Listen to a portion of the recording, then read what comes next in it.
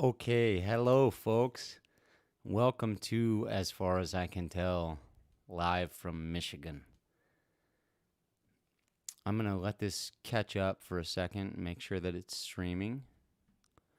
We've got latency issues, or we had them, and we won't have them again. I'm going to let this catch up for Oh, there we go. Perfecto, folks. I am here with you. And my name is Russell, and you can ask me anything, literally. I'm not going to promise I'll answer it on air, but my life is a fairly open book, so there's a lot of stuff you could ask.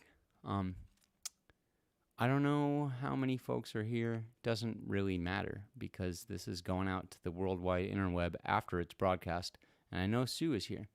So I'm going to play you guys a song, open it up, and I have one question so far, and I imagine by the time I'm done playing this song, I'll probably have a lot more. This is a song I wrote. I'm writing it, so if you want to steal it, you're a dick, but go for it. I don't know what it's called. I guess maybe listen closely.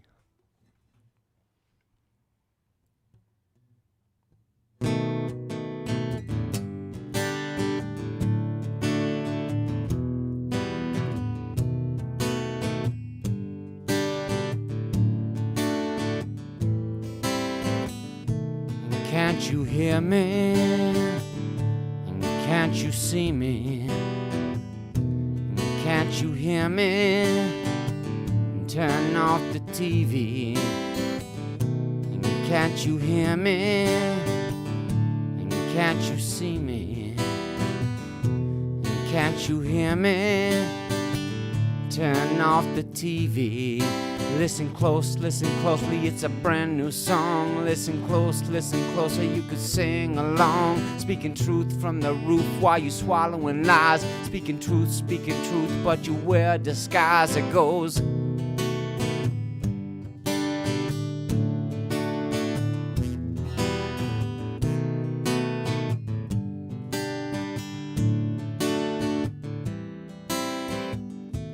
Can't you hear me?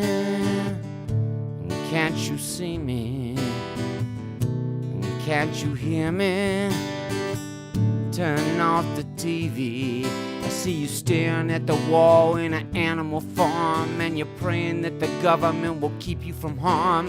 Your ballot's always cast and your taxes are paid because you live inside a prison shell and love the charade. It goes.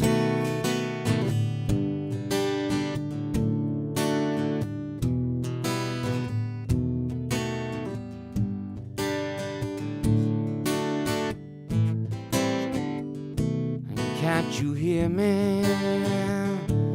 Can't you see me? Can't you hear me? Turn off the TV.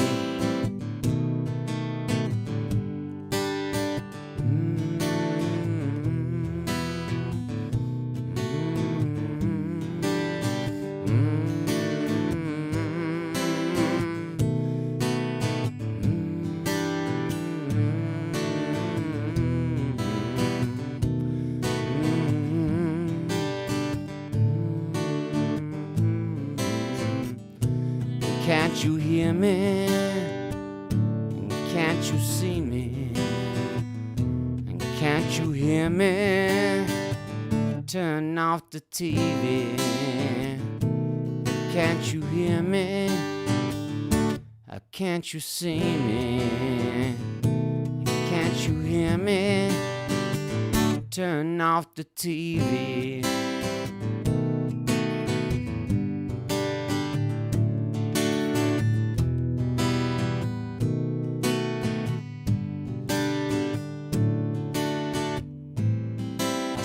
Staring at the wall in an animal farm, and you're praying that the government will keep you from harm.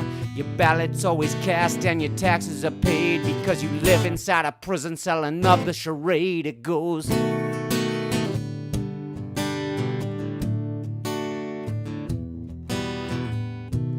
Can't you hear me? Can't you see me? Can't you hear me? Turn off the TV. It goes.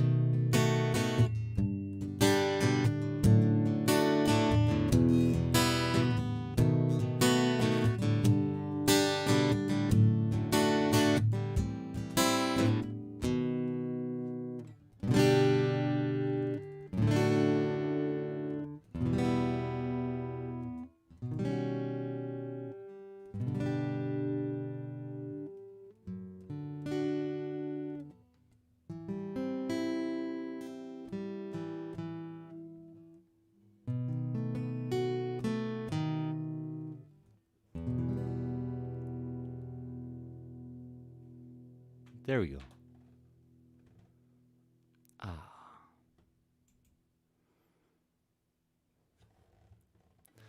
There she is. Okay. Sue, we got you and me are watching. So, wonderful. I don't have two monitors, you guys. Oh, good, great question. Sue, and I will get right to that. Hold on, I'm shutting off the guitar. Oh man, this thing makes me sweat like a whore in church sometimes. Let me know if there's an issue with video or anything. You just have to yell at me and let me know.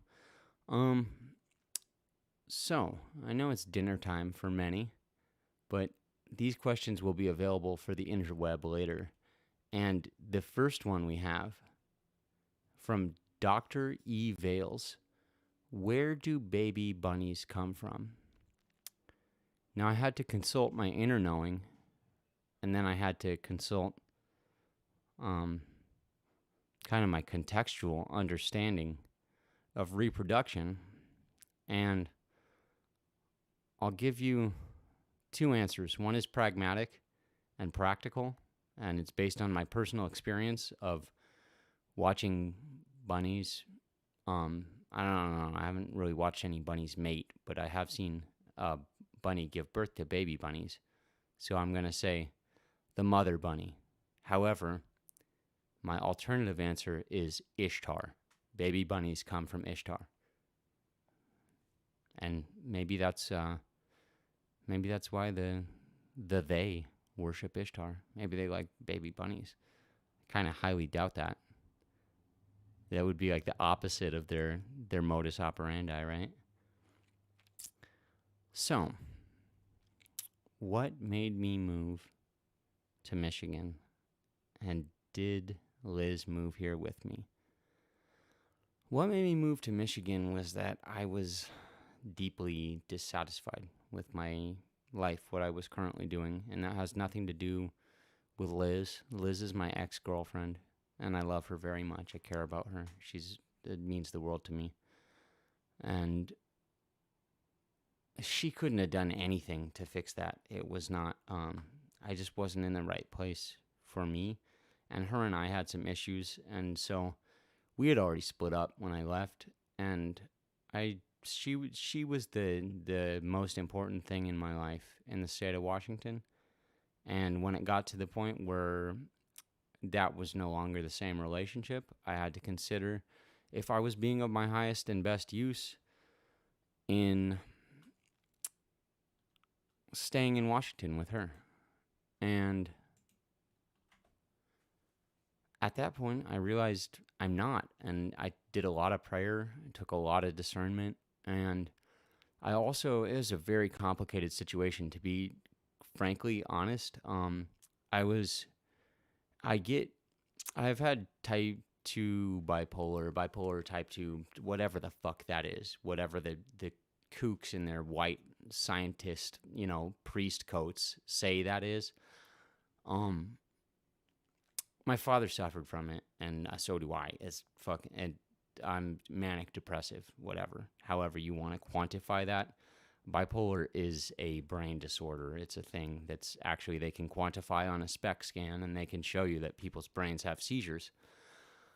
That being said, that's a long story. I take medication, and it's natural supplemented medication. And it's not that I stopped taking my medication. I just experience episodes of mania where I'll get high energy and a lot of focus. And I had issues, and I wasn't really satisfied at home before that. But it got to the point where I was really just willing to go. And then a bunch of things happened, external things in my life there, that just kind of fortified and shored up that decision. And I made plans to leave and moved out here. And no, I did not bring Liz with me. Liz, if you're watching, this would be the first episode of my podcast that she's ever watched, if she is watching. But I love you very much, and it has nothing to do with you. I didn't not bring you because I don't like you as a human being. I didn't bring Liz with me because I felt like I couldn't be of my highest and best use to humanity if I was constantly thinking about Liz, and not that she's like demands things from me. It's just my energy was going to a place where I wasn't seeing the kind of return I want to get, and it's nothing. It's not a personal matter with her. I had to frickin' go, and I feel a lot better here now. I'm hoping that there's somebody other than me in here, but if there's not, that's okay. I guess I'll go and see if anyone asks me any questions here. And if not, I'll just start fucking around and we'll see what happens. Da da da da da. No questions. No questions. So, being that it's Ask Me Anything, I'm not going to ask myself anything. You guys are more than welcome to keep asking me questions.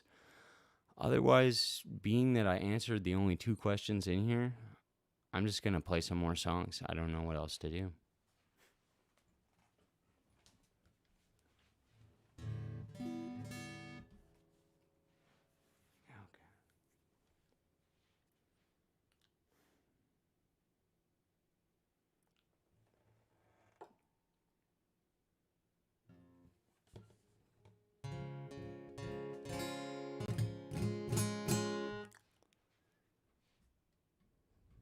Sue is here.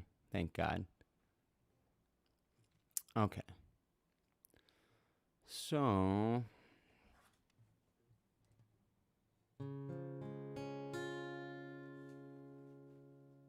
this one by a band called Yonder Mountain String Band. This is a song called Must Have Had Your Reasons. And as far as I can tell, this is the best kind of love song to write. If you split up with a woman and then you're still writing a love song to her, saying you must have had your reasons when you left without a call, it means you really loved her in the first place. So the song is very near and dear to my heart. It's got me through a lot of tough times. Not that there was too many women that ever left without a call, but it really just, it reminds me of the power of true love, right?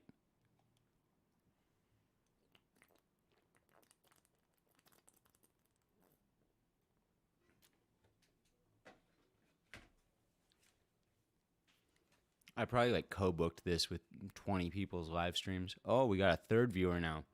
There we go. Bing, bang, boom. I'll give you guys some, oh, well, I should be careful not to give you images of too many different things, because I've got all kinds of images in here that may or may not be good for kids.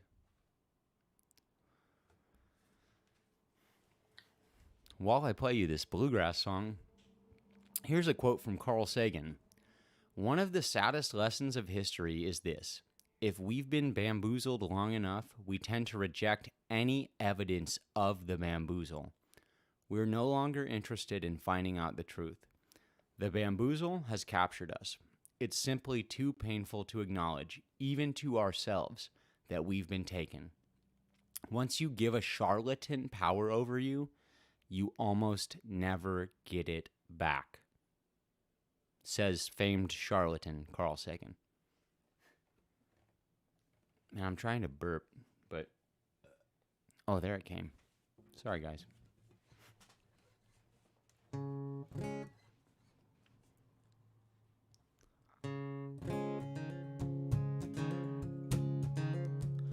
Must have had your reasons when you left without a call. I don't want you thinking that I shed too many tears. Never felt the need to cry for all the wondering why. I don't think love can ever feel that way again. And I searched the whole town round for a whisper of your name. I don't need you thinking that you got the best of me. And it doesn't shame me that I spent a lot of time wondering if love can ever feel that way again. And I wouldn't bet you're thinking about me now. Well, it's all the same to me. I don't think that much of you since those couple nights I spent alone, sitting home waiting for you to call, and you never called at all. And the reason why I'm singing this ain't that you done me wrong. It's not because I'm worried I left all that stuff behind. It's just I find it funny how you chose to treat a friend. I don't think love can ever feel that way again. And I wouldn't bet you're thinking about me now. Well, it's all the same to me. I don't think that much of you since those couple nights I spent alone, sitting home waiting for you to call, and you never called at all. And a friend of ours has seen you and he says you're looking fine. He was talking about your beauty and I was asking about your mind. Besides, it's not your face I find I'm missing. In the end, I don't think love can ever feel that way again. I don't think love can ever feel that way again.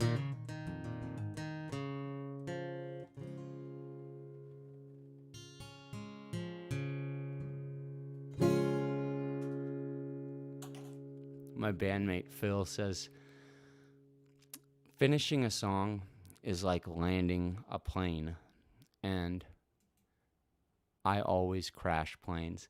Hey, Lacey, there she is. Yeah, cool. Now it's going down. Now it's going down. I know that even if it was just Lacey and Sue and I, we'd be good. I got to get a second monitor so that you guys don't have to watch all of this. Screen skipping, etc., etc.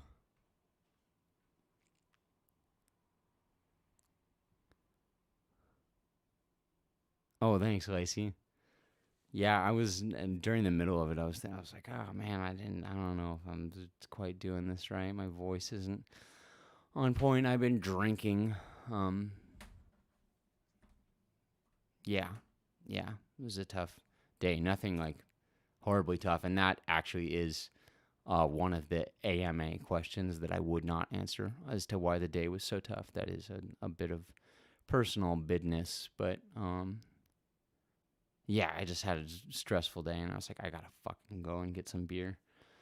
But I don't have a healthy relationship with alcohol. That's a AMA you don't even have to ask me. I'll just tell you that straight up. And so, you know, I drink with discernment now, at least. It's kind of like riding a bull. Like, is it safe? No. You're riding a fucking bull, bro. So, why not?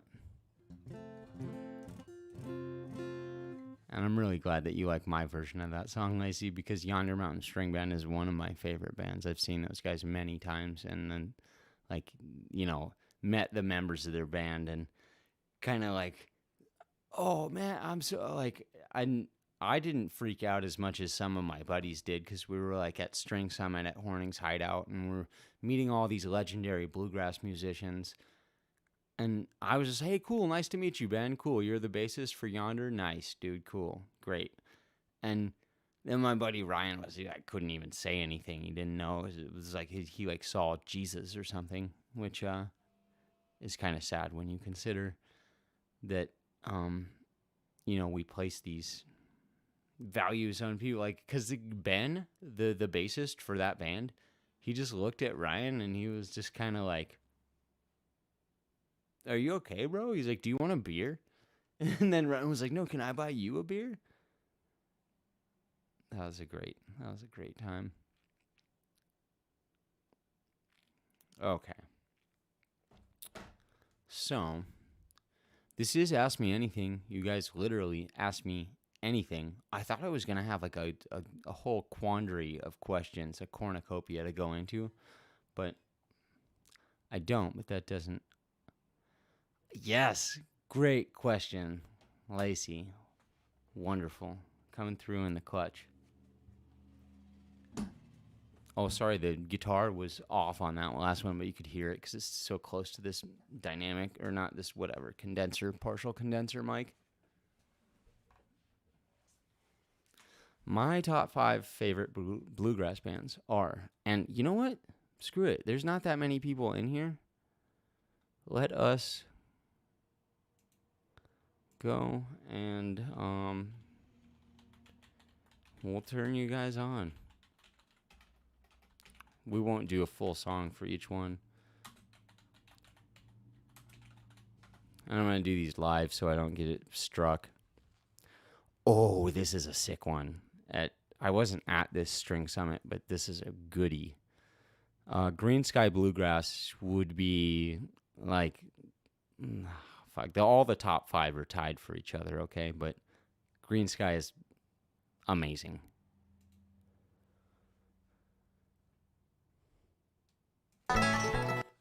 Okay, hold on. Let's do this so that I'm not gonna blow your guys' eardrums out.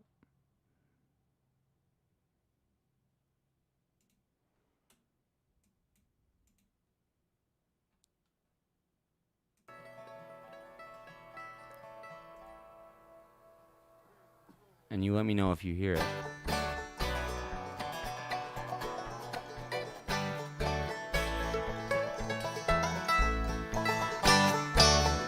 Couple beers with the Reverend.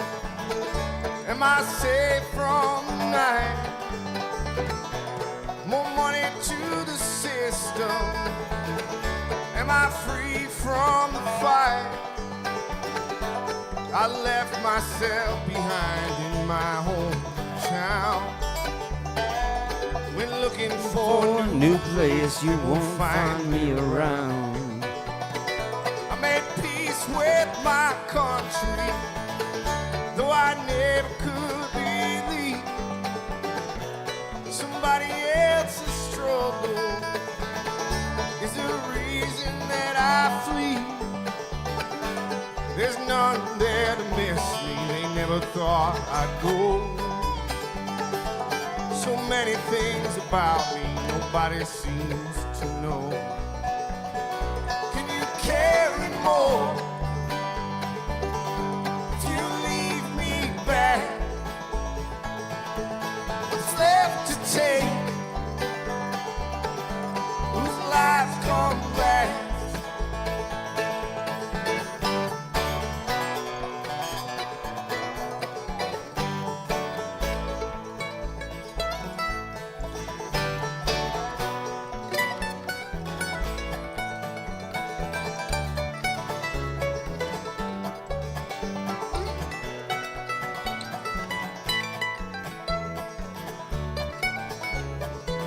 I love the mandolin player in this band. I can find fewer reasons against the need to run than my hands to bear a burden, a weight I can't overcome.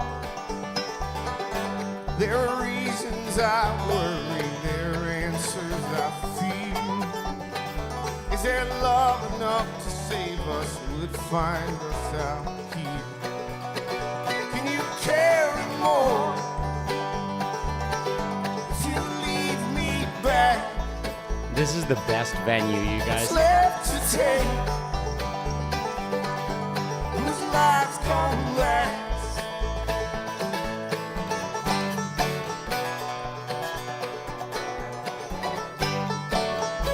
All of these dudes sing, too.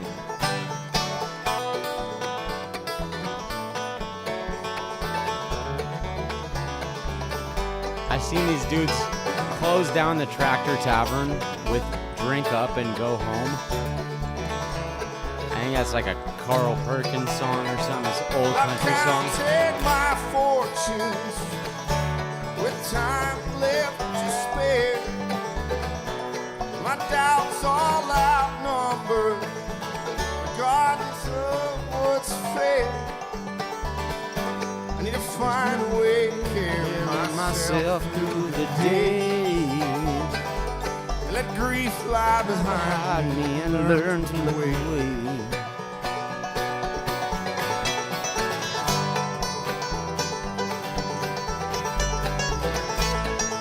It brings me such joy to listen to bluegrass music.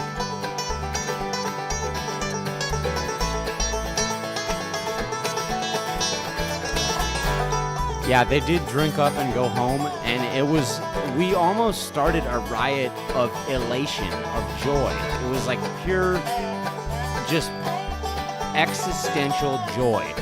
Everyone in the crowd, we were just dancing and hugging each other, and sure, I mean, half of us were on drugs, but the other half weren't.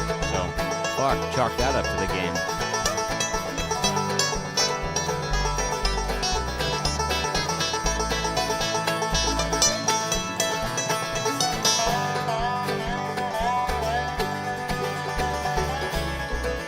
Look at the guitar player. He's just looking over at the slide player like, yeah, you know what's going on.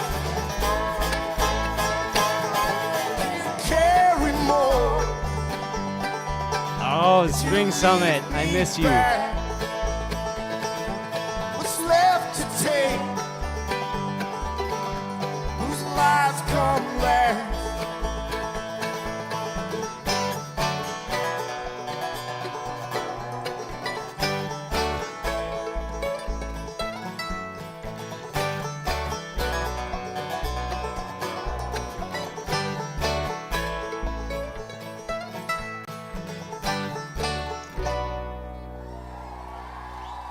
Woo! Green sky, green sky. I love those guys. So that would be like number one, I guess, would be Green Sky Bluegrass. Their album 5 Interstates is like, it's the apex, it's the pinnacle of bluegrass music as far as I'm concerned. Number 2, and you know this, Lacey, would be Billy Strings Live. We'll just do like, let's do Turmoil and Tinfoil, but we're not doing the whole one.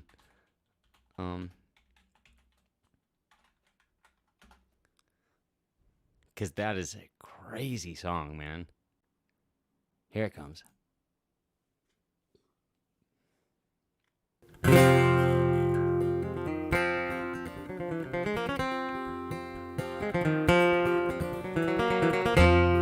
Look at, he looks like fucking Andy Warhol went to Tennessee and fucking overdosed on speed, got incarcerated in a mental institution, and then got released and was reborn as Billy Strings. What the fuck happened to this guy? He's a gangster. I love him. Look at his face. He's like, what? What do you think about it? Huh? Bring it on.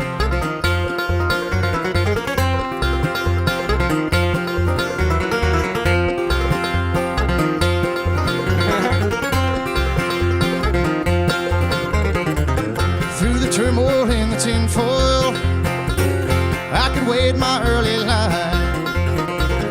I could see you in the darkness, and I'm running through the night. I recall a silver morning grass had turned to gray. You guys let me know if it's like too loud, because I have no idea what's going on over there. But I missed you every day.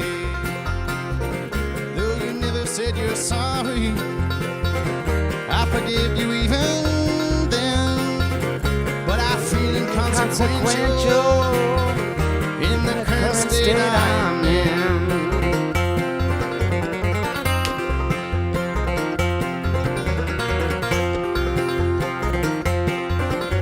They all look like they're writing like portions in But I'll unison. try to keep on living through the nauseating gloom, and I'll try to keep on digging wretched past I will into. Though you never said you're sorry, Okay, this will go on for 6 minutes. I forgive you even then. But I feel inconsequential. I want to get a lot of questions in here, and I imagine more people are going to show up soon. Okay, wonderful, wonderful. And I'll put the volume back up on my end, and then, so, you've got Green Sky Bluegrass, Billy Strings, Yonder Mountain String Band is, ooh, man, this guy, Ben, the bassist in this band, is that guy's the homie. He's cool. I had some beers with him, and we had some cool conversations. But this is, oh man, a gondola bluegrass jam of Dancing in the Moonlight. Like, you can not like that, but I like, there's no accounting for poor taste. It just means your mommy probably fucking dropped you on your head or something, you know? Eh?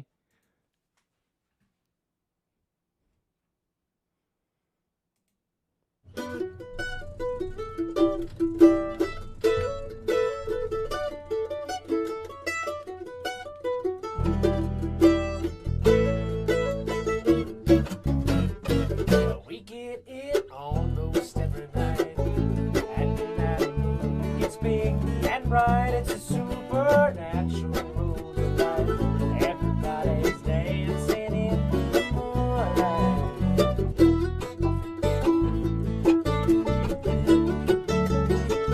Everybody here is out of sight. They don't bite, they keep it loose, they keep it light. Everybody's dancing in the moonlight, dancing in the moonlight. Everybody's feeling warm and bright. It's such a fine and natural sight. Everybody's dancing in the moonlight. Our fun and we never fight. Stay uptight, it's a supernatural life.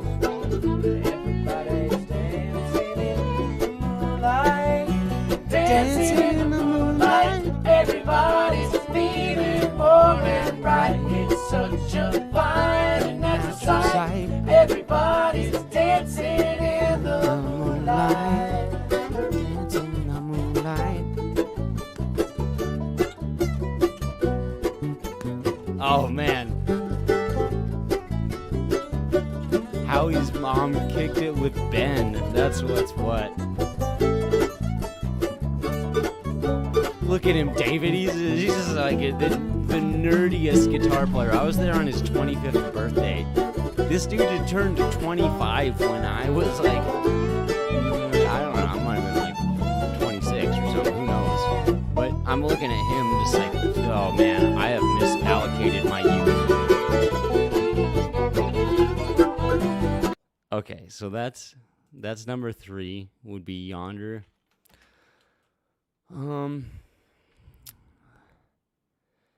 This is Tony Rice is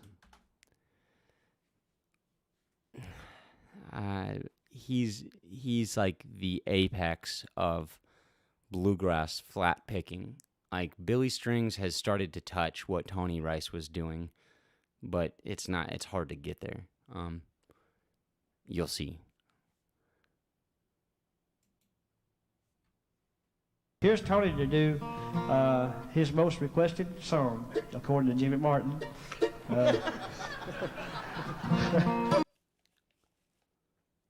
Uh-oh. It's called a freeborn man.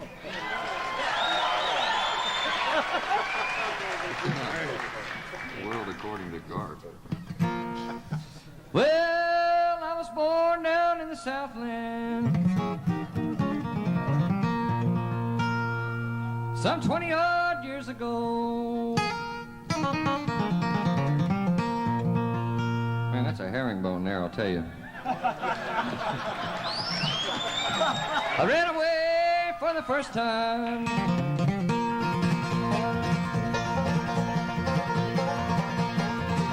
When I was only 4 years old, I'm a freeborn man. My home is on my back. I know every inch of highway, every foot of back road, every mile of railroad track. Go get it.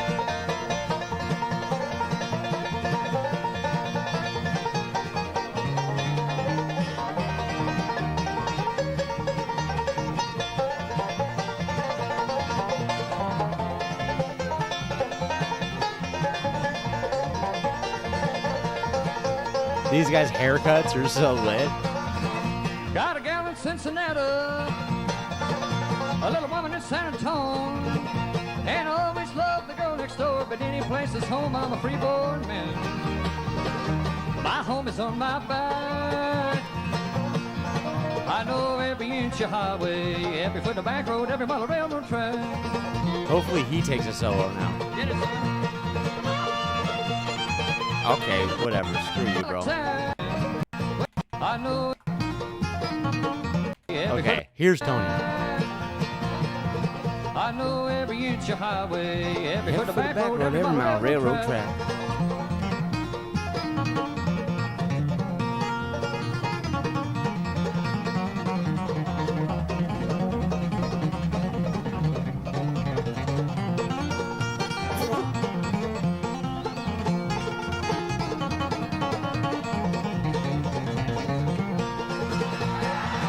What the fuck just happened? I was born in the Southland, some 20-odd years ago. Yeah, that's the dude is a nerd. He's just like, you know, when you see Bill Gates and you look at his face and you're like, that guy is a fucking eugenicist, baby eater.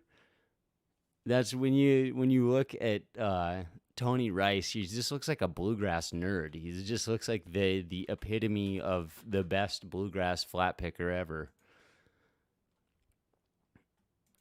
There he is, dude. He's just looking at him. He's just like, what do I do? What do I do here? How do I play this faster and more amazingly dope than anyone else ever even tried to? Oh yeah, it's like this. I'm smoking too. Fuck, makes me want a cigarette. Anyways, Tony Rice, we love you, man. Rest in peace, Tony. Been dead for a number of years here now. So I think that's 3. I think I gave you, 3. And then hot buttered rum honky tonk tequila live. Oh, yeah, here we go. Hot butter drum. I've seen these guys backstage and hung 10 with them. They're good musicians. So I've been doing more like pub style singing. Pub singing. It's a good pub song. Yeah. This is a pub song. All right, from the 5. Sure, why not? All right, now we need our friends in the audience to in the cocktail room to count this one off. We go like 1, a 2, a 1, 2, 3. Are you ready? Yeah. So here we go and 1, a 2, a 1, 2.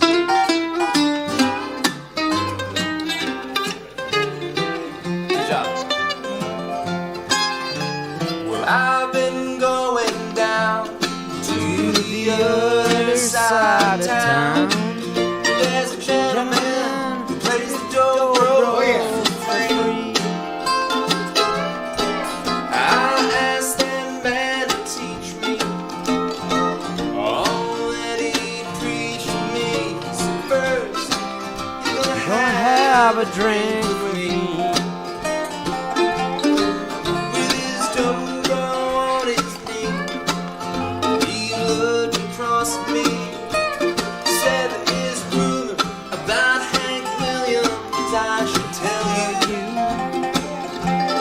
7 years of his life, he had a Mexican wife who still held a very special brew.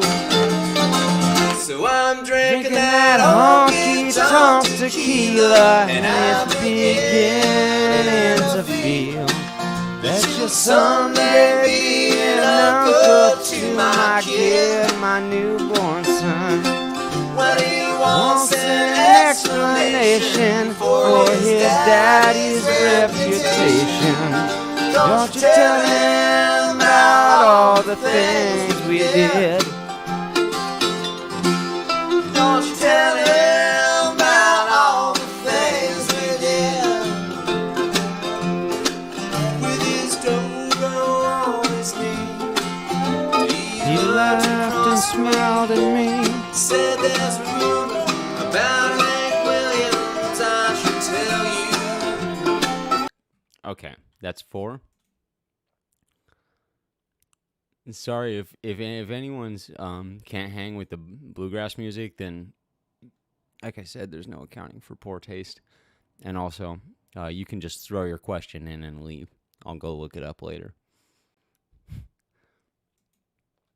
Because I would have played every one of these, but I'm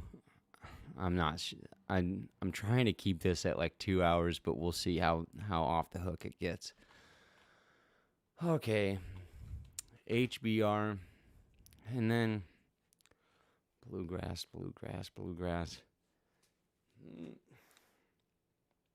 Well, I hate to do it, but Old Crow Medicine Show. I don't know what to say. It's amazing music. Tennessee Pusher live.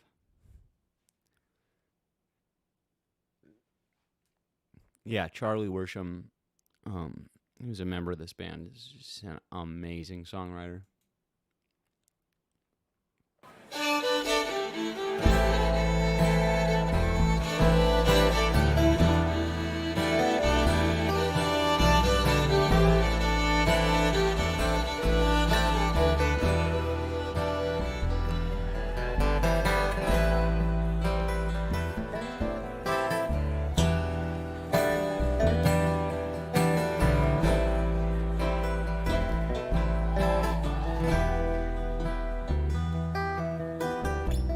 Out on the lonely highway, I'm riding your way.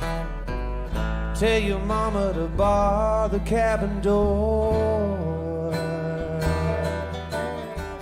I'm heading out on a short run, just looking for someone who doesn't love me anymore. Tennessee pusher, Tennessee pusher, Tennessee.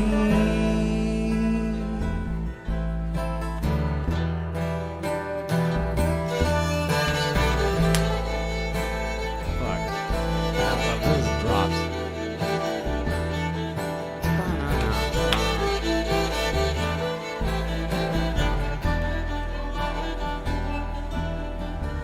These guys, you can go and just play Old Crow Medicine Show I made $1,000 as a busker and just but I play couldn't believe just nothing what but I OCR saw. songs back to back.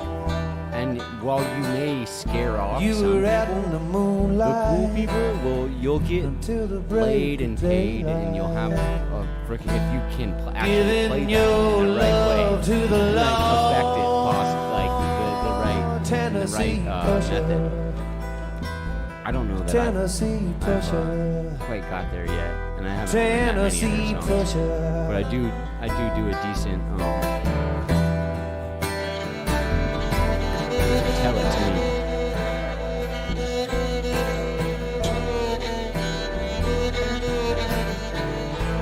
Okay, so there you guys go. That's my 5 favorite bluegrass bands, and you actually got a taste of them, and now we've also cultivated an audience.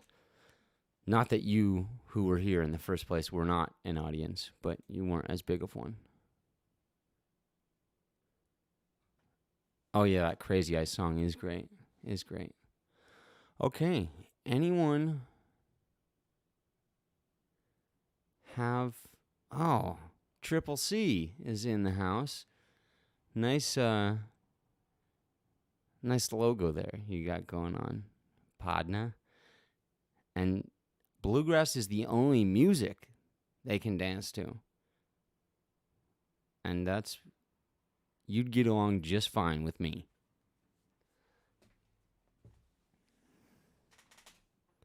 Okay, Howie's got some extra Arkansas and Pretty Little Goat, some extra bluegrass suggestions, and the man would know. He has turned me on to some really good music.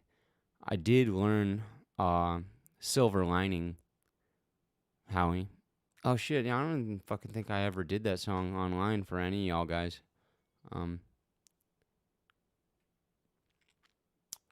Why don't you all come up with some, what do you call them? Some questions. And I'll play you some tunes in the meanwhile.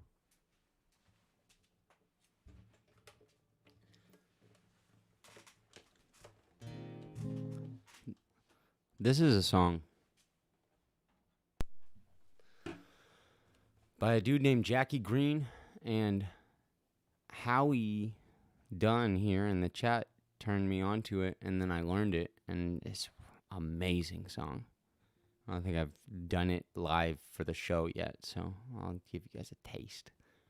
But start thinking of some questions, because I mean, I guess that's not much of a threat. Well, otherwise we'll just hang out here all night listening to bluegrass music.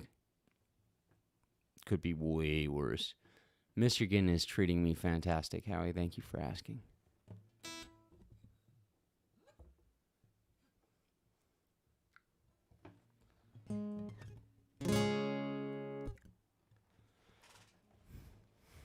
Okay. This is Jackie Green. A song he wrote is called Silver Lining.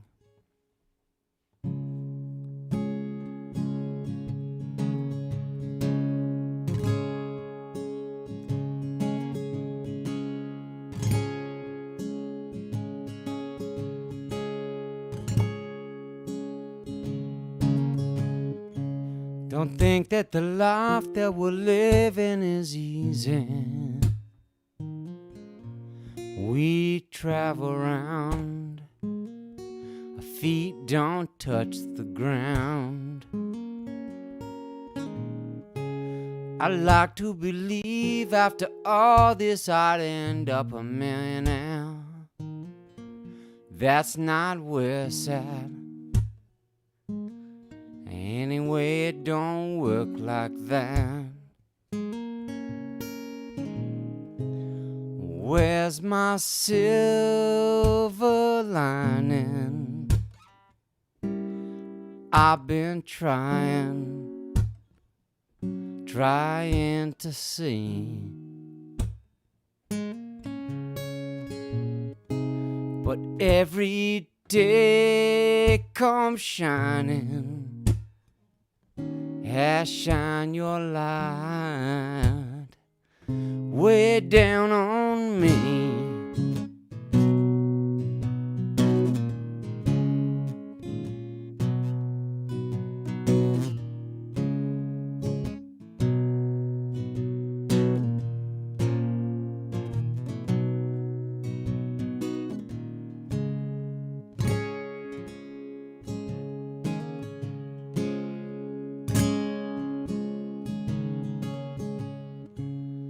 Outside my window, the rooster is crowing.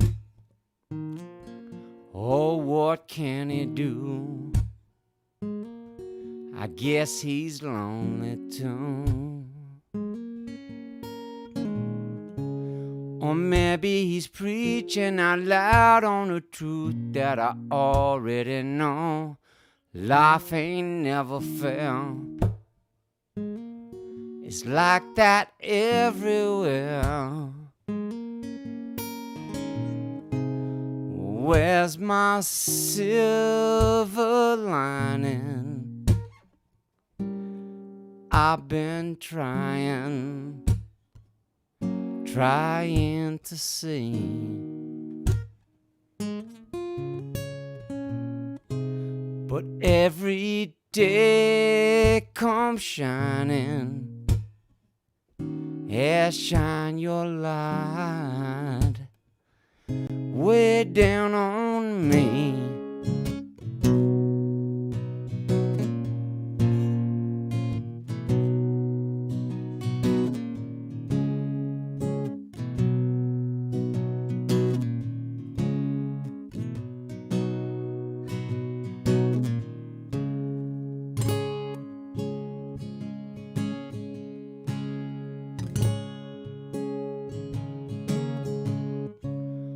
Don't get me wrong, it's the life that I asked for. I'm a lucky man. Yes, I understand.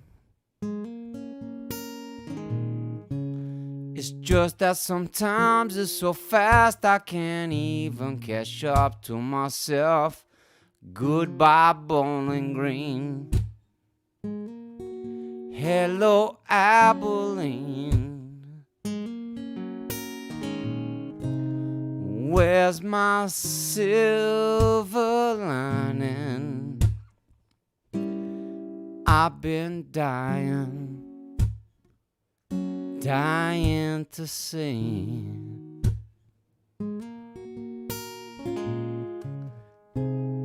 Every day I'm finding that silver lining inside of me.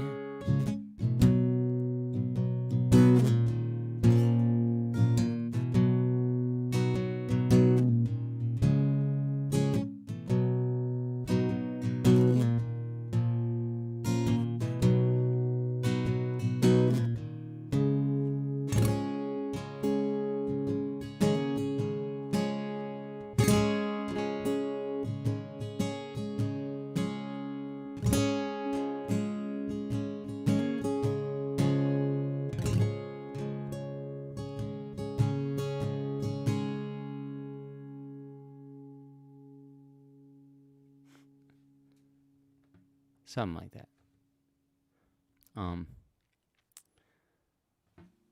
Yeah. I love that tune. That when Howie showed it to me, I was like, oh, that's the one.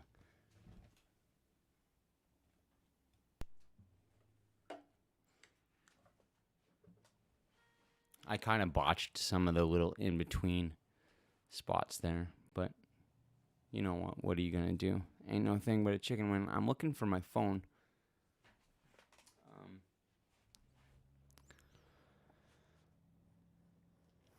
Okay. No, never mind.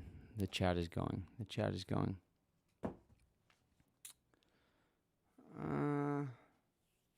Arkansas is pretty good. Yeah. Town Mountain is great music. Light Up My Window. I'll have to check that out. Oh, okay. 2-part question. Do I think they'll actually announce aliens in the next year or two? Now, okay. Let's get real here. Aliens have been announced. The History Channel, if aliens were a real fucking extraterrestrial threat that was, riding around out in the Pleiades, like rolling corners, bending corners in the whip with their hydraulics and their interdimensional, intergalactic fucking space phasers, then if that was actually really going on in the fashion in which it's been announced, oh, there's these things in the sky and we don't know what they are. Maybe they're aliens. If that were the case, I don't even think we would have the History Channel and the alien autopsy and all of this trip to the moon, all of this stuff that has been given to us in order to make us feel small and useless. And once you give a charlatan power over you, as Carl Sagan said, you almost never get it back. So, do I think they will announce aliens? Yes, I think they will continue to announce that they have seen unidentified craft, and I think that Project Bluebeam, which would be like the fake alien invasion, and I'm sure if you ended up here in my live stream, you almost certainly know what that is. If not, just ask in the chat, and I or somebody else will tell you. I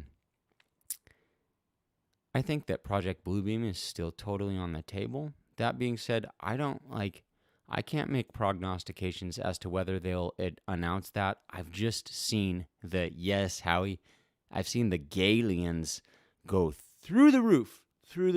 This is based on interactions with other truthers that I know and love, friends of mine, and just being around YouTube, seeing what the heck people are talking about. It's Pleiadians and, Zarzars eating Mars bars from Mars. It's Dracos from Alpha Centauri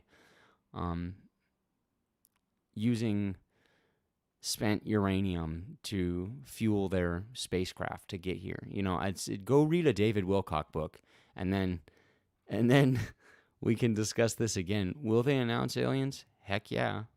They're gonna keep doing it, and I don't mean that. That's a dig, Lacey. I'm just saying, like, they're gonna do it, but what happened on the news is, are they gonna show them in the sky and be like, oh no, there's this thing, we need to now defer to this and worry about this?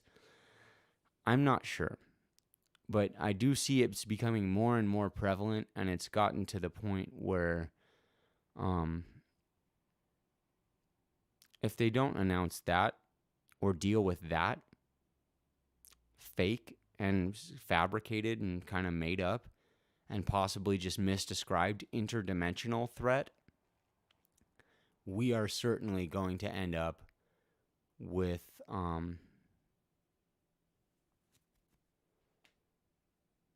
other threats. Sorry, I spaced out. I started thinking, what's the second part of that question? Okay. And then, wait. Okay. Oh. No. I know you didn't. I know, but we're not talking about what you believe in, Lacey. Will they announce aliens in the next year or two? Quite possibly. But yeah, Bluebeam. Are they gonna pop Bluebeam off? I'm not sure. I have no way of telling. It's so hard to tell. That's why I just do it as far as I can tell. But wait, I want to see what do I think aliens will do? Light show violence, integration of extra. Oh, I really like that third option there. Integration of extra dimensional technology into society. I think probably all of the above, with violence being like the lowest kind of intensity. Like, they'll do a big light show. The aliens will do a big light show. There will be some violence, whether or not that's real. If there's any corpses, is it like Sandy hoax or what the hell happened there? I'm not sure, but integration of extra dimensional technology into society, you better believe it.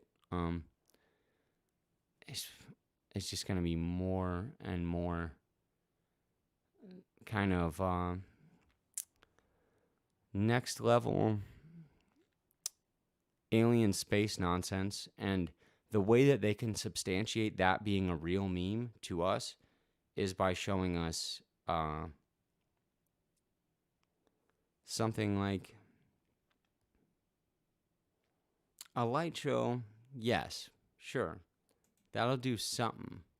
But if, somebody came up to you and they had a cube in their hand and they said, look, this right here is an interdimensional cell phone, and it can contact the Pleiades, or it can tell you this, that, or the other that a modern computer couldn't tell you, or if it could tell you what you were thinking. There's a good one. Wouldn't it be high, unless you're you or I, and you've already dug into the heliocentrism nonsense, wouldn't it be likely that you're going to just go, wait, someone just gave me, they said, here's a cube, and it's like a magic 8-ball or something. It's like a little Rubik's Cube looking thing, and then it just displays an image of your thoughts within it. Wouldn't you think these things are aliens? I would. I used to be waiting for David Wilcock to lead a bunch of bluebirds to liberate me from a cabal of Draco chimos. It turns out that didn't happen. Turns out space is fake. But yeah, I think they'll continue to roll out the alien narrative.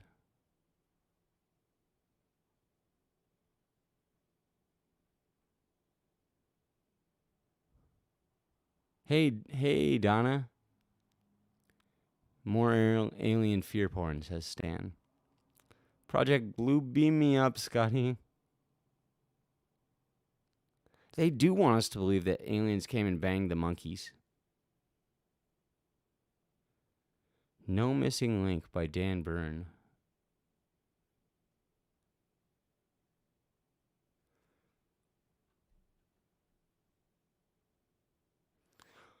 Oh, I'm with you there, Stan.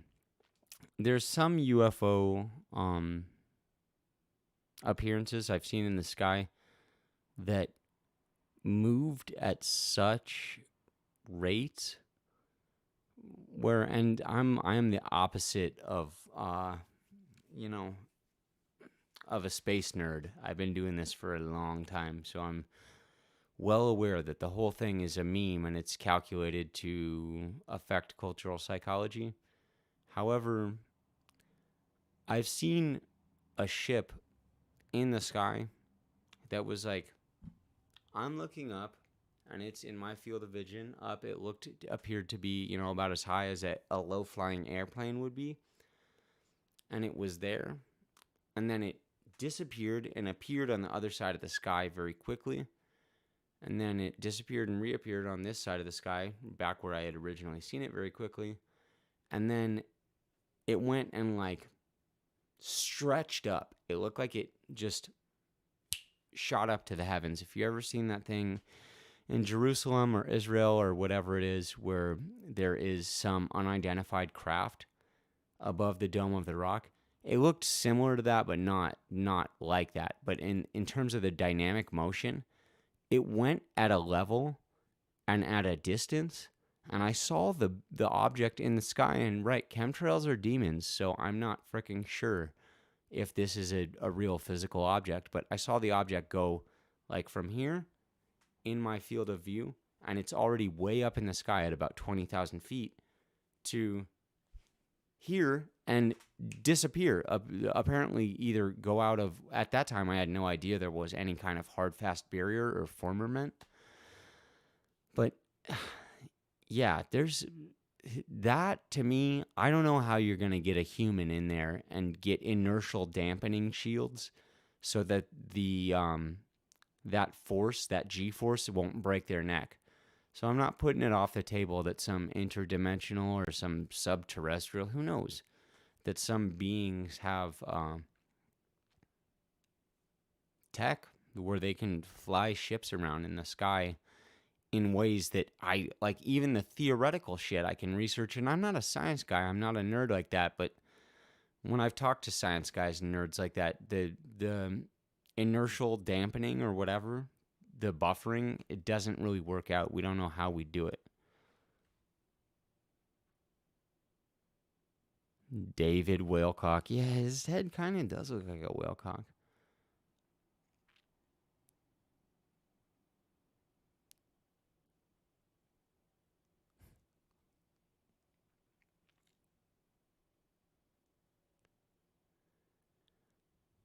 Yes, they would use an alien invasion as a way to get people to openly invite / live alongside demons. Because Lacey, like those demons that we are imagining are aliens. We don't even fucking know if this is like humans in demon suits dressed in alien suits. And I totally I see this is what I see happening if they pop off Bluebeam. Okay, here's the bad guy, space force, space beings, aliens.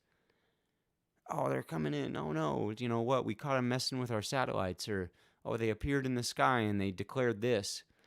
And then I see, oh wait, here's the blue birds. Here's the fucking looking like they came out of a 1980s sci-fi video idea beings, and they're coming in here, and I see some cheesy WWF.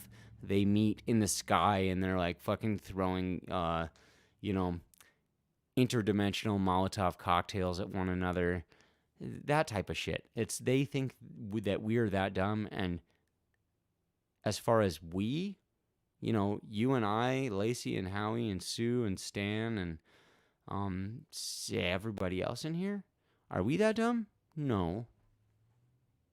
However, yes, when they sit around in power brokering boardrooms and they're sitting, smoking cigars and wearing their little red leather boots and yada yada yada. That's how dumb most people are. That is how dumb most people are. Most people are not capable of discerning kind of, this looks like World Wrestling Federation, I'm not buying it.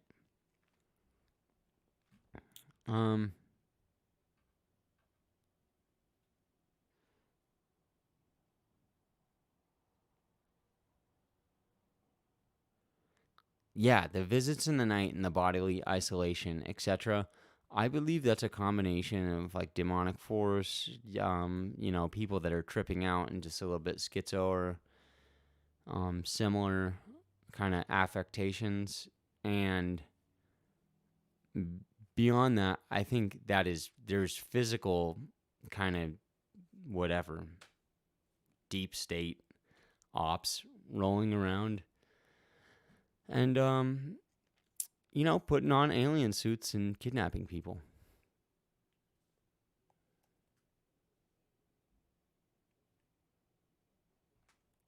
Okay, Stan. Nice. Infinite plane, possible other realms, rings of undiscovered oceans, lands, aliens, giants. Yeah, let's touch on it.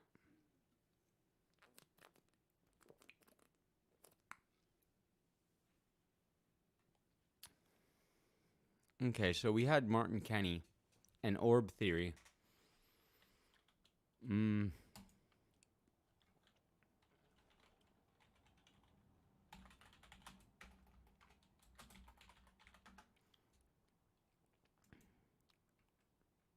Oh, not that one.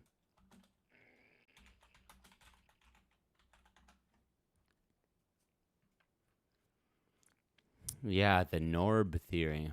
Cosmic egg universe. And Martin Kenny, well, I really appreciate the guy's content, and I like that he was swinging outside of the box. He's a militant vegan and he's a militant flat earther, and his flat earth model is based on a bipolar toroidal field, which I know very little about science, guys. So when I explain this to you, not only could I be wrong, but it's a rudimentary explanation of it based on secondhand information. But secondhand information I got from somebody that I trust, Yannick Compte at Flat Earth and Beyond. And if anyone's interested in asking this question or knowing more about it, get in touch with Yannick, Yannick. Great human. Anyhow, this field that he's proposing right here, Cosmic Egg Universe, it works off of a bipolar toroidal field with energy being created and it comes up through the center and out through the bottom and goes in this toroidal field around the Earth. Now, in a science lab, and I'm not here to say that there's no possible way that this could happen in real life, but in a science lab, the only toroidal field which we can make, which actually produces energy, is a unipolar toroidal field. And it doesn't work in the way that would substantiate Martin Kenny's model here. It just, I'm not saying, there's no way that's how it's going down. I'm saying it's hypothetical if-then stuff. And if this is what... Ooh, this is kind of cool. What is this? But... Oh, you guys can't even probably see this well because it's not good enough resolution. That's some weird map of the realms. But... yeah, this is a question that there's no way to prove or disprove. Like,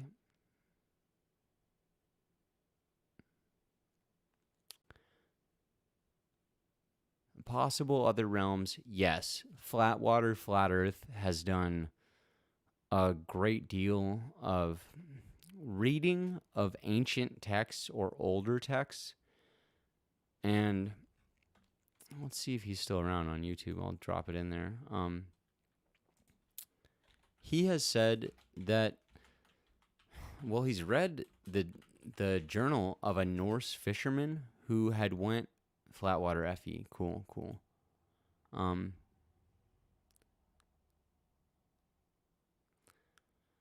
This guy, he reads all type of old esoteric texts and is a fairly Christian gentleman, but I really, really, truly like the way that he comes at these things, and he'll read the old text to you and take the time to read the whole thing. But there was, and it's probably one of these somewhere. I think this might be it. Paradise Found, the Cradle of the Human Race. This is a good story about Mount Meru and a Norse or Finnish fisherman going out there and lost in the Arctic Ocean. You got it, exactly. Lost in the Arctic Ocean. He's with his father. And he goes out there and they're not even trying to go fishing. And they've done this a great deal, but they go into this passageway where there's winds that they couldn't escape, and they normally could have escaped. And he goes in there, meets giant beings, and not only that, but these giant beings have some type of force field. It's it's basically like a spiritual barrier that he can't go through. until they he can't go through until they come to the conclusion that he's spiritually kind of up to snuff. And do I think that there is non-human physical beings walking around on Earth that are also sentient and can think in the same way we do? I'm not entirely sure, but that would not surprise me at all. And it seems that there's been enough people talking about that in ancient history that it would substantiate that's probably going on.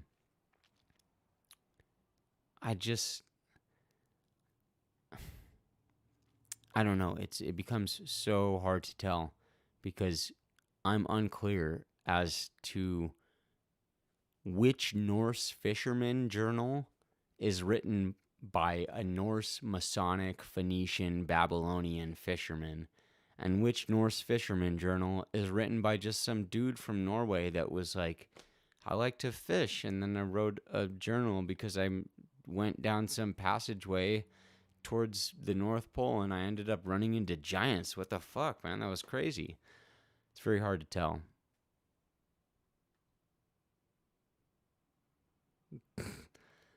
He's off the booze, but he's huffing the glues. There you go. Chalk that up to the game, baby. What is E6000? Is that like the good glue? The stuff that really does it?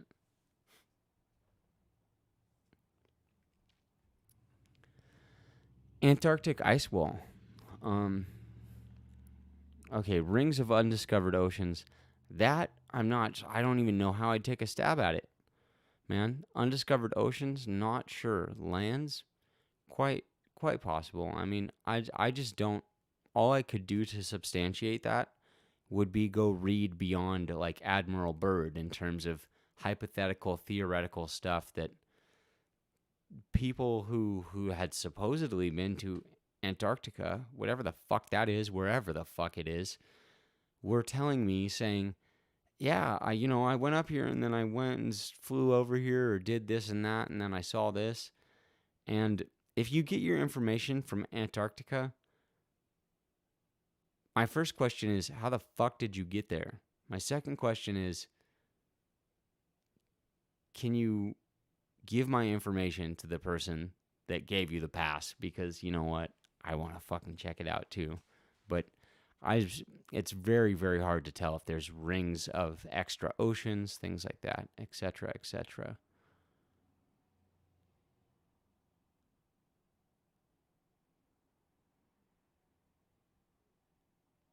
A 40-day yoga breathing.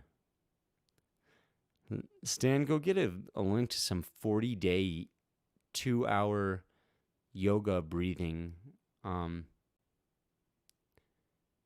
exercises and drop one here or send it to me at russellbabbittmusic@gmail.com. If you can get my entire thinking being to change from 40 days of breathing, I actually am seriously considering investing the time.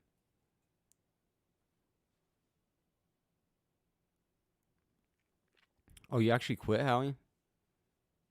Sorry to hear that. I mean, good for you. No, a little bit of both, honestly.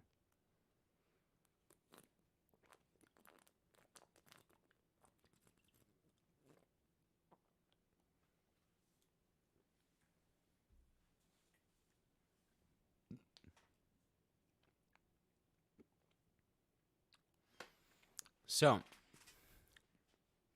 now we got all the homies in here. I thought I was going to have to scroll way up for questions, which is actually good. But who's got some questions? Oh, no, we don't even have all the homies. We just lost 2 people. But chalk that up to the game.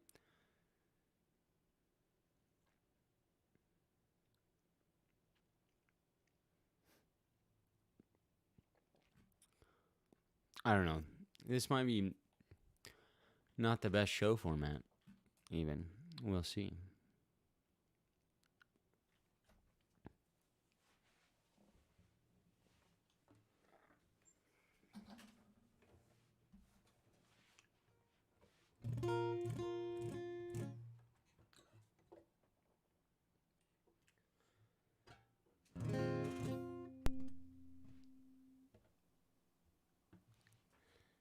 Nah, piss water. It's actually damn far better than piss water. This is Two-Hearted Ale from Bell's Brewery in Michigan.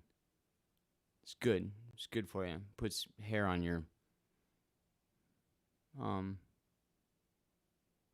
ovaries and or balls. I'm just breaking your ovaries. I'm just busting your ovaries, Justin. Come on, man. Don't have such sensitive balls. Howie went to a cave yesterday, started a fire in it, was leaning down, blowing on it too long, stood up and got hammered on lack of oxygen. Damn, homie. Write a trip report on Blue Light. I want to know what you've seen.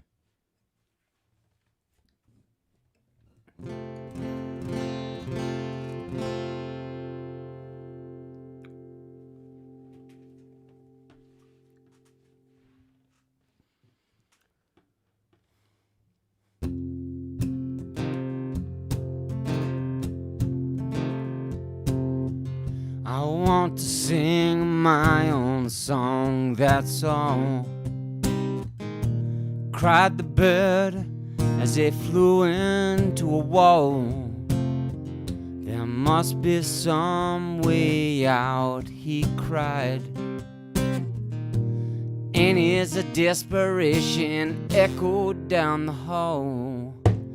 Just another bird in the house, dying to get out. Just another bird in the house, dying to get out.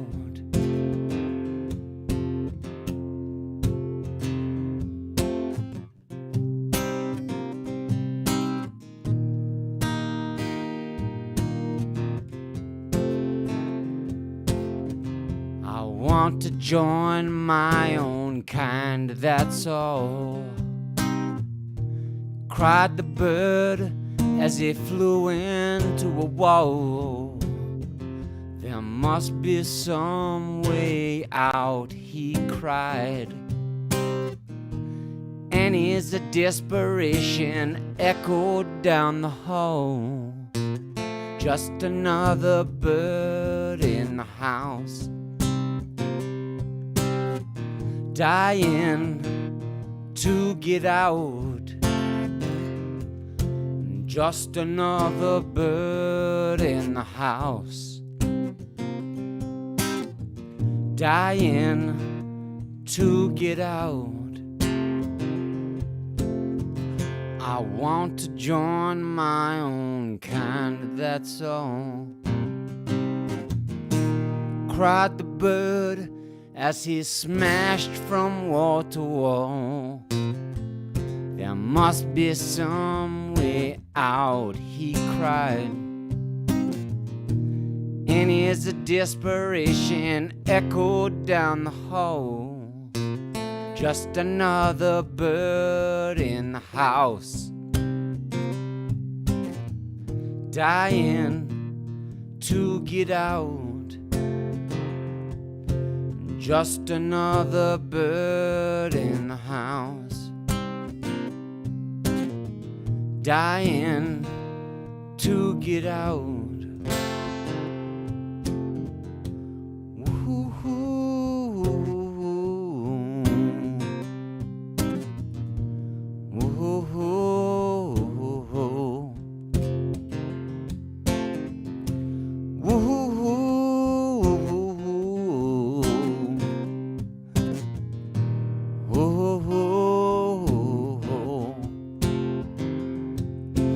Just another bird in the house,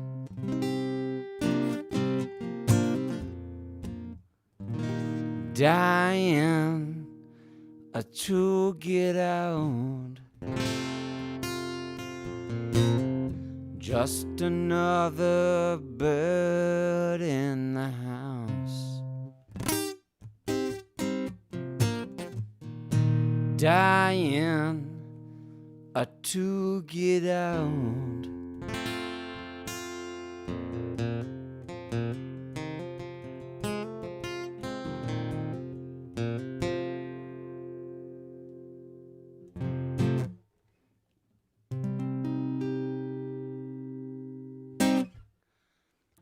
I don't have a Zoom channel. Well, I live in the East now. I live in Michigan now. Hold on, guys. I gotta go open the door and turn on the AC.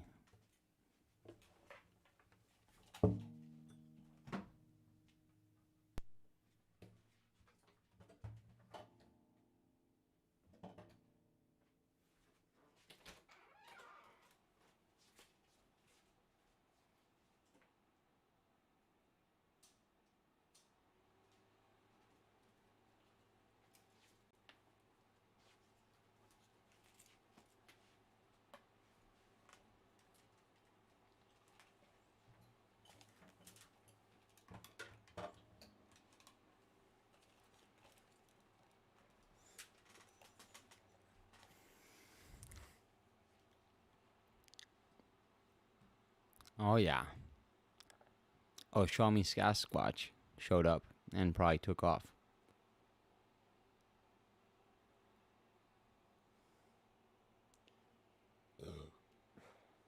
Excuse me.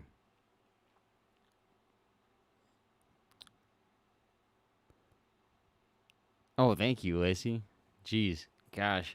I feel like I'm fucking tore up and half-assing all of it tonight, but I honestly, I always feel like that, so it wouldn't surprise me if that was a really great version of that song.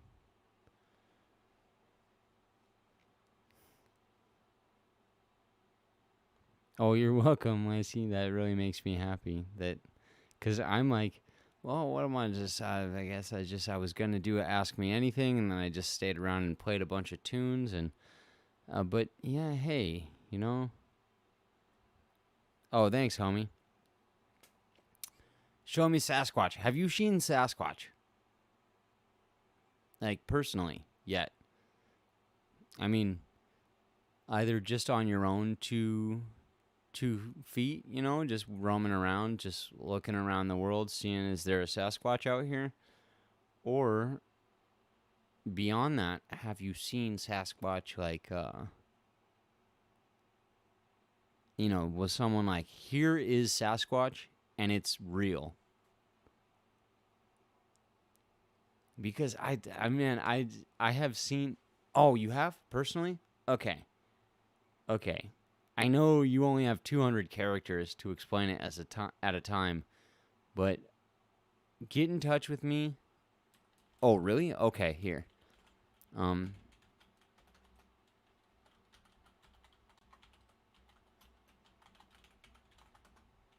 Please get in touch with me. There or on Fedbook.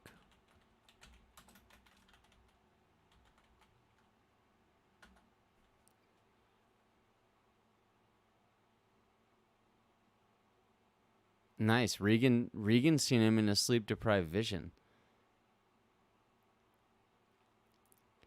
Because, as you know, as much as I'm freely willingly to call BS on things that are BS, I don't think that the Sam Squanch is BS. And the reason I say this is that I'm from the Pacific Northwest in Washington, which is the PNW is where people are Bigfoot. They're like, Bigfoot lives out here, bro.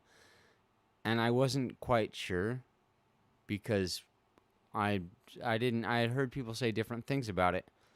But I talked to some like native homeboy that I had at one time, and I used to, you know, either do prayer group or like sell drugs to this guy, one of the two or both, who knows.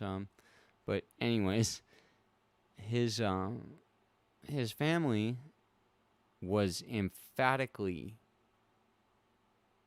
openly willing to declare that they had seen, I can't remember what the word that they used for it was, but they told me you'd call it Bigfoot, and that it was a real thing, and that I should look out for it if I was going to go roaming around out in the woods. Like, that was the way that it was offered to me, was as a warning from some people that I knew. They were like, dude, if you're going to go out there in the middle of the night, bro, you better watch out. Like, there's freaking Bigfoots out there. And I don't know. All I did was not go. That's true. Everyone does have a different level of understanding and different vision.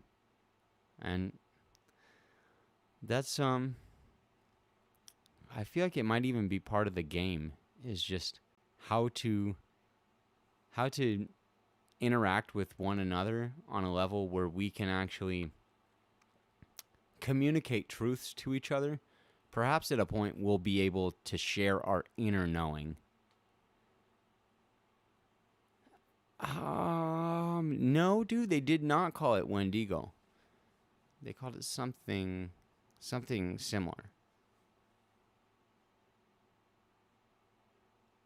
Oh, the skunk ape is the southern U.S. type of Sasquatch. Yeah, the dude homie here that owns the home that I'm staying in, he saw not a skunk ape Sasquatch, but he saw a really large skunk just the other night.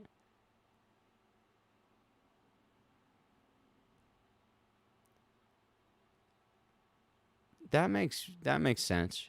SMS. You care if I call that? That's what you either see them by mistake or they let you see them, right? Because, like, if all of this stuff that I've been told about these beings, they clearly either have some type of interdimensional kind of technology where they can phase in and out of material reality. Like, if you go watch these people that cryptid, like cryptozoologists or whatever, hunting these things, which I think is just abhorrent. I'm like, if we're going to go and communicate with them, we should probably offer them a gift. Doesn't that make sense? Like, offer them a present. Here you guys go. Here's some cookies and some beef jerky and an invitation. Like, we'll be here next week at 7:30. Please come say hi. I don't know, but yeah, hunting, I was trying to go, like, what, bag and tag a Sasquatch? Catch him in the act or something? No, that doesn't sound right to me. You can find skunk apes in the bar any night of the week. Of all persuasions, skunk apes of all persuasions.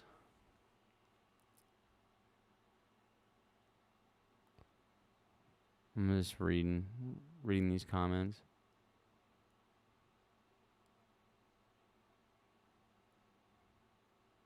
So,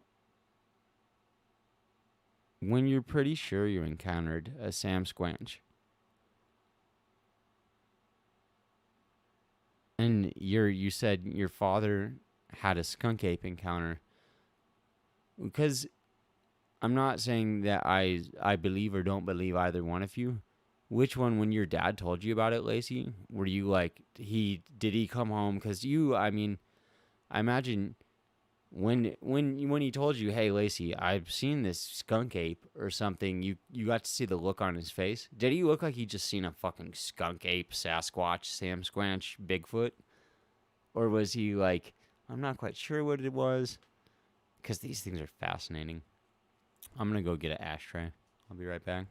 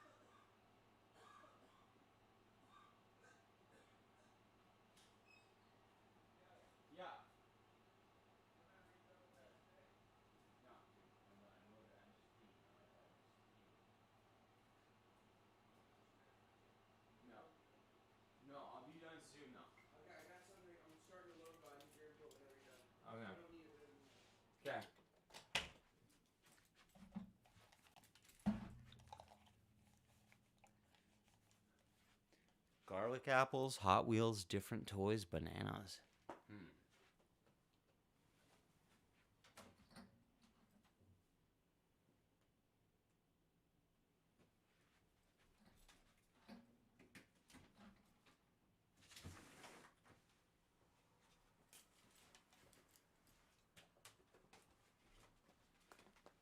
Okay.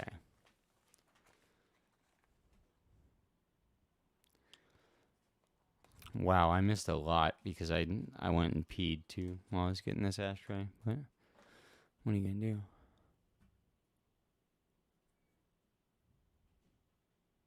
If you have a good heart and aren't cruel, they know it.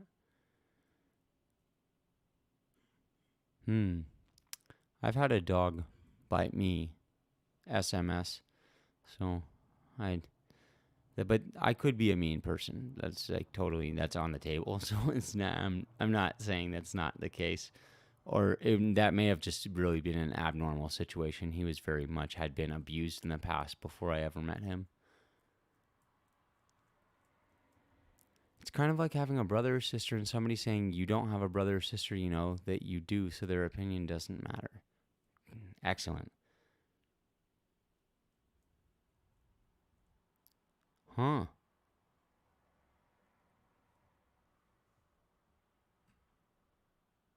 The devil laughing. Porcupines mating. You sound like the devil laughing.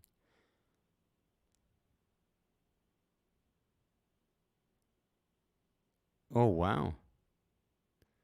Lacey was in like a Sasquatch hotspot and startled a squatch or a possible one.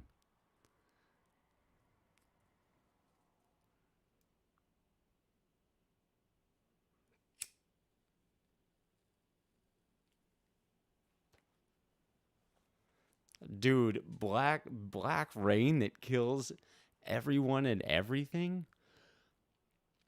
That's that sounds like a magic card, and I want to buy it. And I don't even have the rest of the magic cards.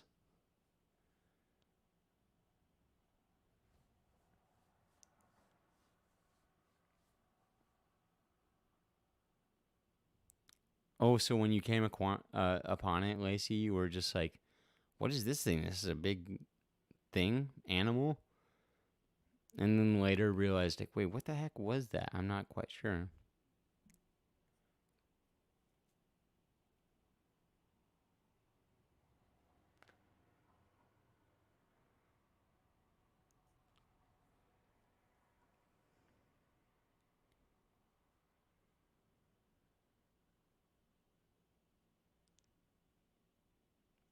Oh, the Michigander is here.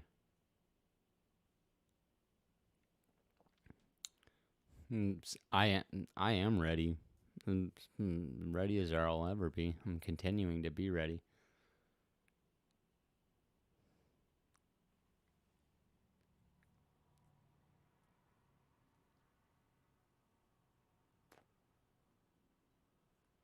Wait. So, that reminds me of Starlink, says Lacey. I don't think it's man-made. I think they're saying that to keep us from wondering about creation. Starlink? What reminds you of Starlink? Sasquatch or... I don't know, I miss stuff.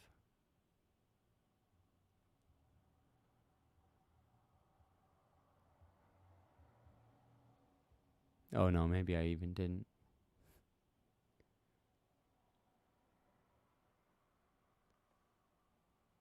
Oh, you're gonna go for a live walk? That sounds fun, man. If anyone wants to go, check out Show Me Sasquatch's live walk. Don't feel guilty.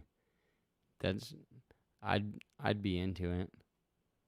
It's just me smoking stogies, sitting around answering questions, and I can only give you guys 21 more minutes. The world's on a short bus ride to hell.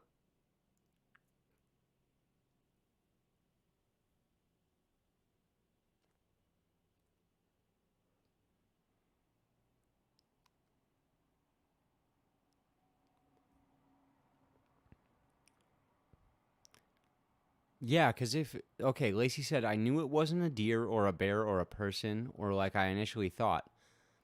It was a hiker in the woods. I called out hello and it ran away bipedal, breath like nothing I ever heard. It was fast. So imagine this, you guys. If you're in the woods and you see a large bipedal creature, you'd think it's a human, right? Or whatever, something. Initially, at least you'd be like, okay, that's on 2 feet. It's standing upright. But if there's a big human that was running away, like I've heard the breath of a fat man and or woman when they get winded, and I don't mean that as a criticism or anything. I'm saying I've heard the breath of a morbidly obese person when they're winded. I've heard the breath of an athlete when they're winded. I've heard the breath of different kinds of humans when they're winded. Breath is actually a very significant type of audio signature. Like I could tell there's people that I've been close enough to in my life where if I heard them breathing, I would absolutely know it was them. So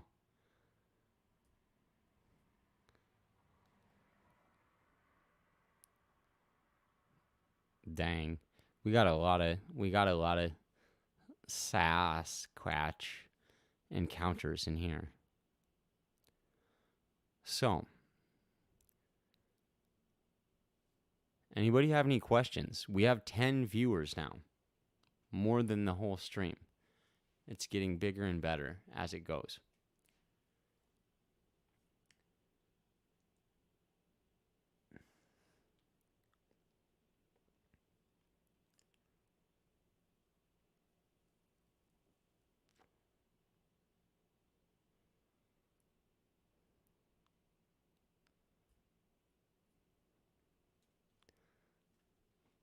But yeah, questions are not required. We can like the thing about my live streams is that I'm just trying to do the best I can and have a good time. And this is a ask me anything. Usually I'll like half-assed prepare, and I feel badly because I'll go and watch other people's videos and oh man, these guys are so much smarter than me. They explain it in this way where I can totally grasp onto it and it makes sense. And I'll just go and take my best shot at explaining things in a way that hopefully it will make sense. But yeah, I'm not like bound to have questions. I'm not bound to oh, good one. Thank you, Regan. Do I think cattle mutilations are done by people?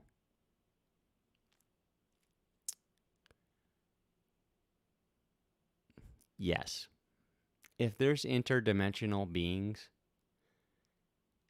and I haven't studied the history of cattle mutilation throughout time, right? But think about this.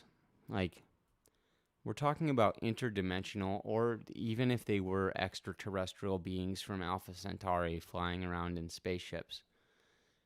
We're talking about beings that have the technology to either travel dimensions or they have the technology to get here from another star system.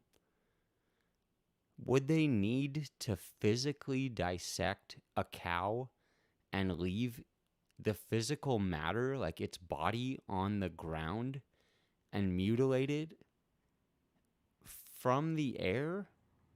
Or wouldn't they just abduct it?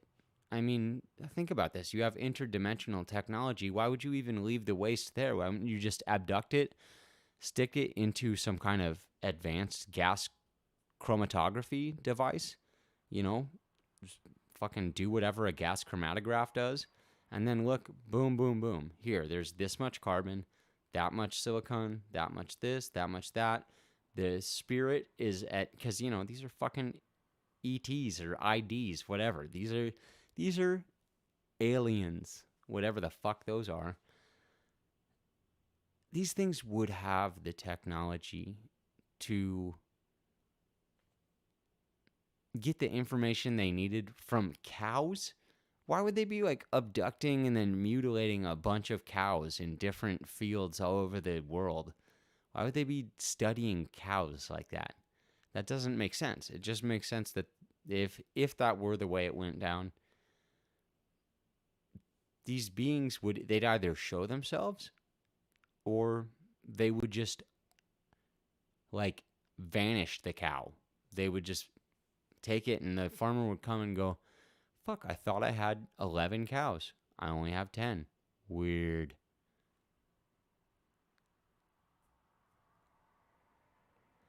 Thank you, SMS. May the God of your inner standing bless you, my friend. Have a good evening.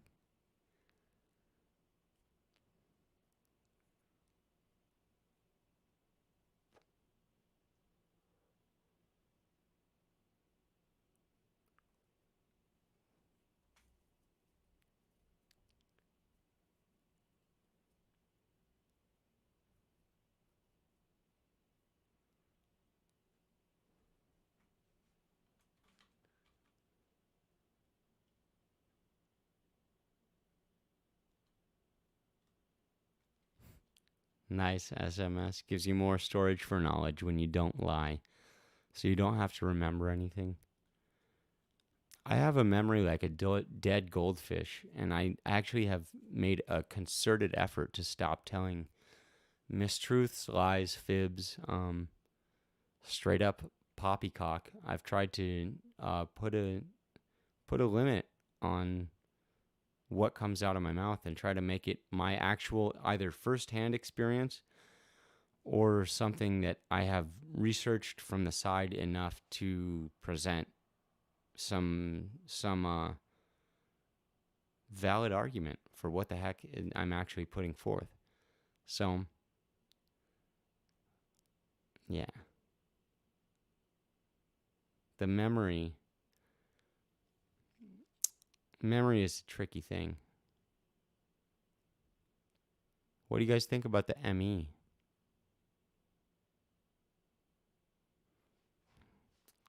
I'm not entirely sure, but I don't know. Sex and the city? Maybe. Dolly without braces and Jaws? I don't know about that.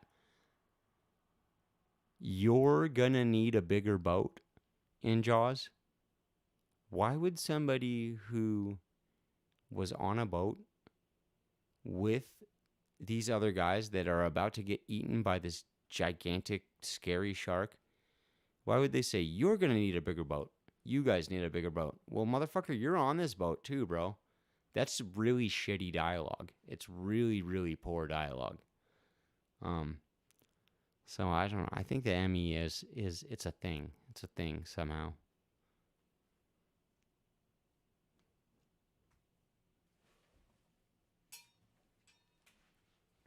Okay, guys, we got 12 minutes.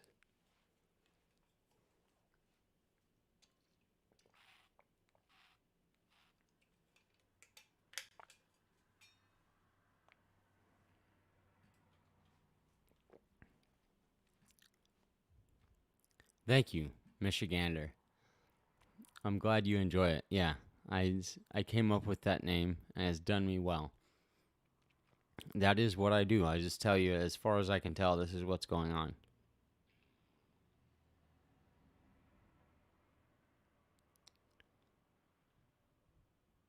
Yeah, mirror, mirror on the wall. Come on, really? Yes, exactly.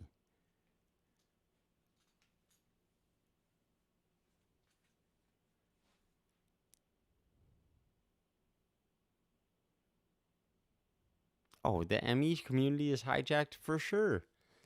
For sure. I always, I tell people like, fuck it. I don't even know if I'm a shill. Like, this system has infiltrated the truth community and all communities to the point where all the narratives that you or I are talking about, whether it be Effie, Emmy, Bigfoot, Sam Squanch, aliens, Pleiadians, 0-point energy, whatever, etc., etc., etc. The system, the powers that are, the creatures and people and whatever that pull the buttons and or pull the levers and press the buttons and change things that have power. Yeah, they have infiltrated any and all communities. What's the best way to deal with the revolution or the resistance? Lead it. I don't know who said that, but whatever. Alex Jones said it to us a long time ago and quoted it, attributed it to someone, and it's fucking true. If you want to make the truth seem crazy, you don't have to co-opt the truth or argue against it. You simply take control of the person who is the figurehead for the truth and co-opt them. Just compromise what they're putting out, and it's a trickle-down system.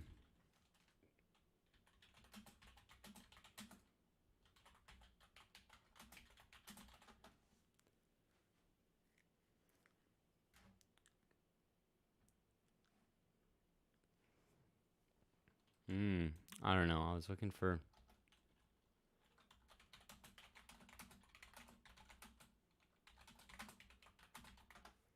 the best way to deal with... Yes, the quote by Lenin. The best way to control the opposition is to lead it ourselves. By famous weirdo and socialist commie / Jesuit hand asset Vladimir Lenin. The best way to control the opposition is to lead it ourselves. So Emmy is handled. My fucking... I'm seriously, like I say, I don't know how handled any of us are, because you don't have to be handled to be handled. It's not like some CIA spook has to come and twist a wire on your ear or your brain, or cast a little incantation on you. I can watch the wrong YouTube video and take it too seriously and not use my own internal discernment and my own God-given gift of logic and reason and understanding to pick it apart and to kind of chew up the meat and spit out the bones. And then if I repeat the conclusion that I gained from that video, I'm going to be handled when I tell it to you.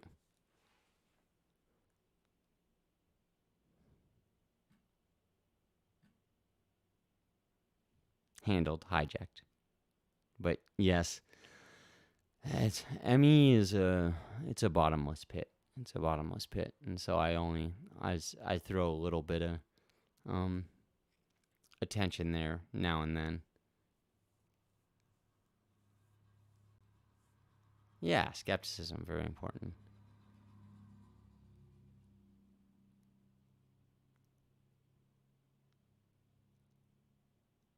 Yeah, totally, Lacey, right? I would love to go back there to a point where, because I used to be like, oh man, Alex Jones tells the truth. InfoWars that's the truth. I know it. I know he's batting outside of the box, and I can go and substantiate some of what he's saying, but this guy, he's taking a big risk, and he's telling me what's going on. As I grew older and just got more and more discerning, I realized, wait, actually, this guy, yeah, he told me a lot of truth, but it's certainly not all truth. And that goes for anyone, and including Crow. And I love Crow. I used to defer to him as the authority on what's what, on if this is up or that is down.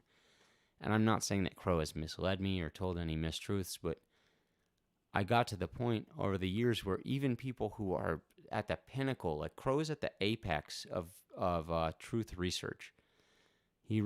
Jason and he, when they go and put a show together, it's like bing, bang, boom. Here's how it is, and we have a bunch of notes, and there's these notes, or you can go and substantiate them and dig into them yourself, and it's very little opinion and more kind of factual connecting of the dots. However, it's not without error. Yes, the more I learn, the less I know.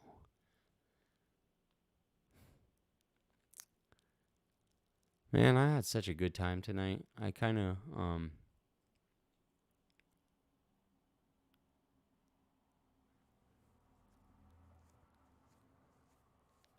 yeah, I don't think they are, but I can't rule it out, says Lacey. I agree. I don't think many people are co-opted. I think that there are many of us who have kind of taken something or another thing and ran with it, and that thing, whatever it may be, did not actually turn out to be accurately described in the way which we ran with it, and it gets hard to set it down. And you see this people still beating the Q drum.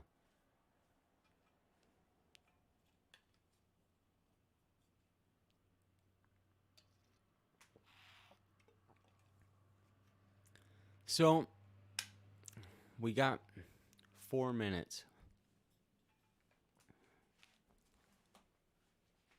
I'm trying to think of if I got a song I want to play. I'm not even...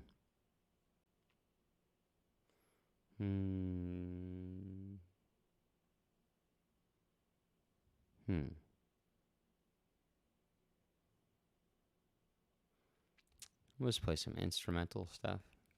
We can chat, but I'm going to be gone in 3 minutes.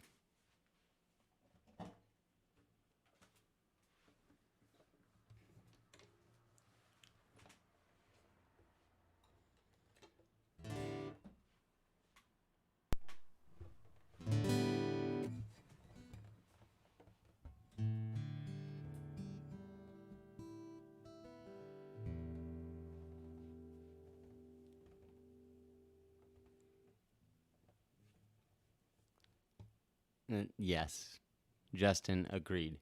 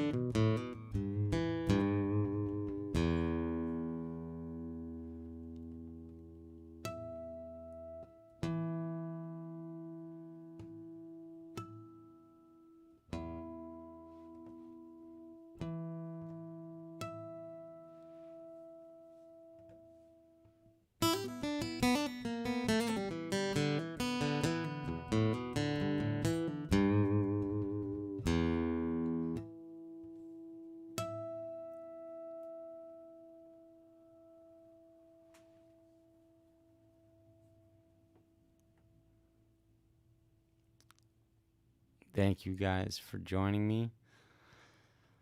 And on that note, I'm blessed to have friends like you guys. Howie stepped in dog poo. Woo hoo. But that's okay.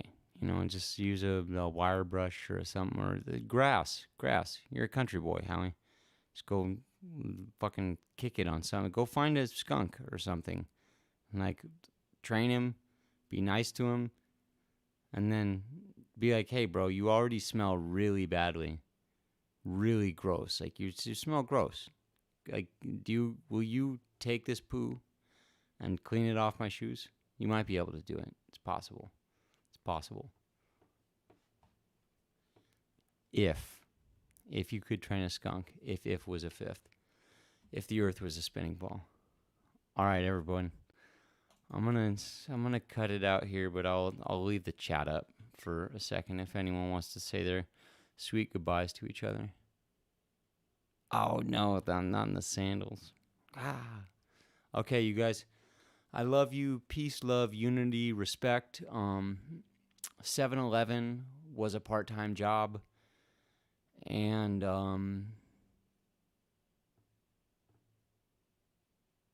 yeah, fear the government, not the virus.